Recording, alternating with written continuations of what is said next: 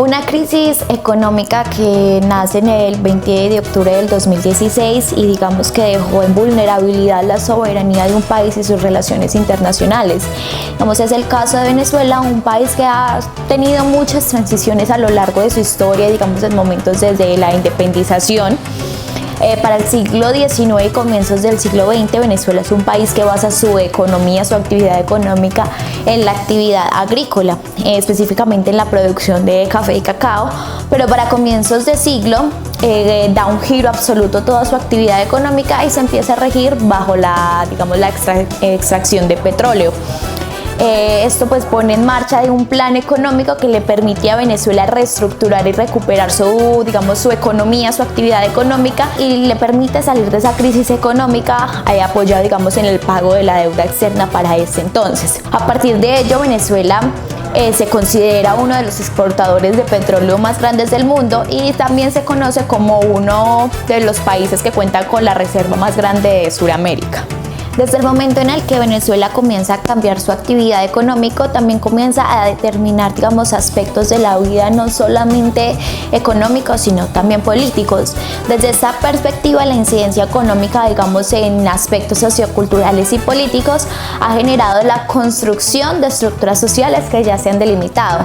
Es decir, se ha centrado toda la importancia en la riqueza de la extracción, como es la del petróleo, y en los centros de poder y los centros, de control, los grandes poderes, y la ciudadanía ha perdido, interés por parte del Estado, lo que ha permitido o lo que ha generado desigualdades sociales y por ende una pérdida absoluta, del interés en aspectos como son, la agricultura y lo que es el campo. Situándonos en una situación actual, como en la crisis que se ha empezado a generar desde hace 3 años, se ha creado una nación, incapaz de producir y por ende una nación con pocas posibilidades de relaciones internacionales y con pocas posibilidades de importar. Eso ha generado una polarización al interior del país entre los que apoyan el gobierno del presidente Nicolás Maduro y los que por el contrario buscan derrocar este gobierno.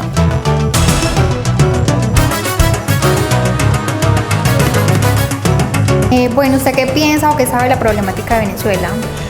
Yo de la problemática de Venezuela sé que es como la falla que tuvo el sistema de gobierno socialista de la nueva era, que tiene una problemática gigantesca con el tema de la inflación, que la problemática en servicios públicos y los apagones en los últimos meses han causado muchísimas muertes y han generado una problemática muy fuerte. ¿Qué sabe usted de la crisis en Venezuela?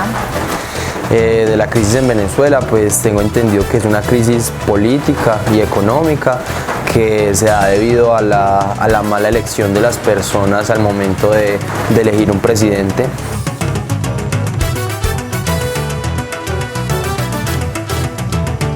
El nombre mío es Guillermo Aníbal Gerner Tobón, ¿ya? De profesión abogado, muchos años sin ejercer el derecho, hasta ahora que volví esta mañana a hacer un memorial y una carreta para apoyar una petición de Margarita, pero en realidad hace muchos años que no ejerzo el derecho, me dediqué a la investigación en la Universidad Tecnológica. Durante más o menos 17 años o un poquito dirigía ya un proyecto que se llama el Observatorio de Convivencia, Seguridad y Derechos Humanos. Tengo estudios de posgrado como maestría en Derecho Penal Internacional de la Universidad de Granada, España. Fuera de ello, pues hice también algunos estudios posgraduales con la Universidad Pablo de Olavide, como especialista en historia latinoamericana, en fin, de manera que bueno, han sido esas cosas. Tengo la condición de ser militar en retiro también, ¿ya? Y me dedico mucho a la fotografía, al juego con la imagen. Pues a ver, si yo me voy por el lado de lo que pienso, pues eso es una cosa a que si me preguntara qué sé, ¿ya? Porque realmente qué sé, diría que no tengo los elementos de información suficientes para poder concluir en algo. Pero ¿qué siento? Yo digo que mucho pesar de ese pueblo. Ver esas condiciones de desespero, que no son de 10 o 12, ni de 100 o 200, sino que son miles, inclusive se puede decir millones de personas que se encuentran en un estado indiscutible de desconcierto, de inseguridad, de insatisfacción, y que se expresa a través de toda esta crisis, digamos, migratoria, tratando de encontrar pues en otras regiones y en otras partes unas mejores condiciones de vida. De manera que pues lo primero que yo, digamos, más que decir que pienso es lo que siento. Es una situación de solidaridad humana, de pesar, es una verdadera crisis humanitaria, pero veo que ahí se siguen conjugando y que allá se mantienen unas determinadas estructuras poderosas, ¿ya? Que además de algo que es, pues yo diría, fuente de desconcierto para cualquier analista, o debe serlo, ¿ya? Que no sabemos allí en el caso venezolano cuál es la fuerza real de la economía, digamos lo formal, y la economía legal, y las formas de una economía ilegal y criminal, ¿ya? Se habla, por ejemplo, de que en Venezuela existe un cartel muy poderoso, que es el cartel de los soles, o sea, el cartel de los generales, que Diosdado Cabello es uno de los principales, digámoslo, allí líderes de ese cartel, y que él y su familia y sus allegados se han beneficiado de una manera pues asombrosa, ya gigantesca, con el narcotráfico y con negocios de tráficos de divisas y de otro tipo de juegos en el ámbito de la ilegalidad. Entonces, en el caso venezolano es muy difícil establecer qué es lo que es real y verdadero y confiable en el funcionamiento de la economía, en la cual se conjugan esas dos esferas, de la ilegalidad y de la legalidad, ¿ah? Y dentro de ello entra en juego algo que tiene que ver también con las formas de dominio del imperio, no solamente sobre Venezuela, sino sobre el caso colombiano. De hecho, las estructuras del narcotráfico o el fenómeno del narcotráfico es, a mi manera de ver, una creación de una determinada política concebida y desarrollada y custodiada desde Washington, desde los Estados Unidos, que es la que se expresa esos conceptos políticos y demás en la guerra contra las drogas, en la guerra contra el narcoterrorismo, ¿ya? Todo este tipo de cosas. Entonces, allá en Venezuela está eso en juego, ¿no?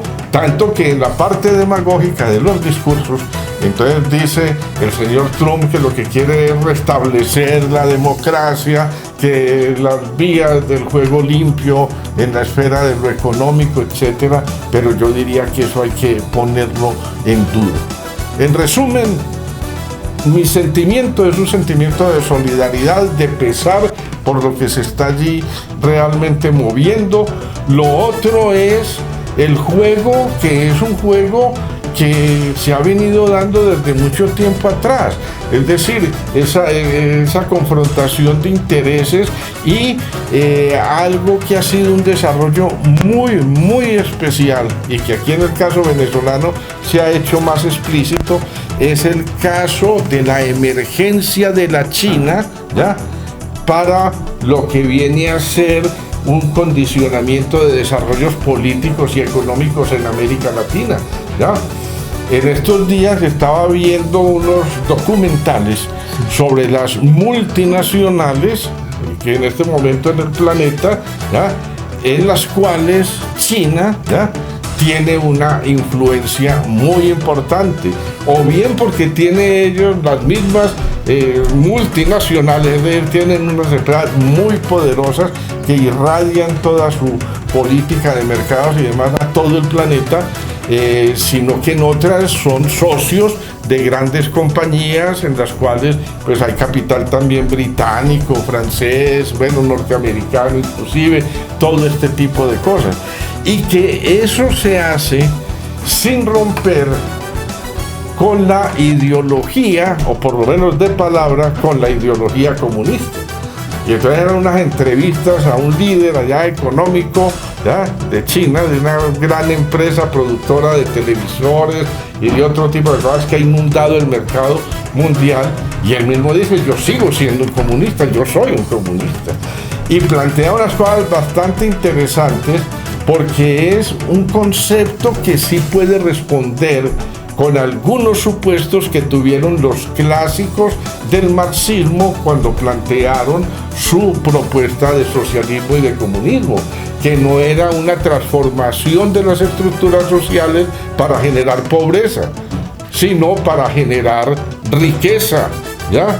Y entonces en ello caben determinadas cosas que luego los llamados seguidores de esas ideologías se olvidaron o las distorsionaron, ¿ya? Y entonces uno ve, por ejemplo, la gente de izquierda son enemigos de que se utilice la palabra competencia.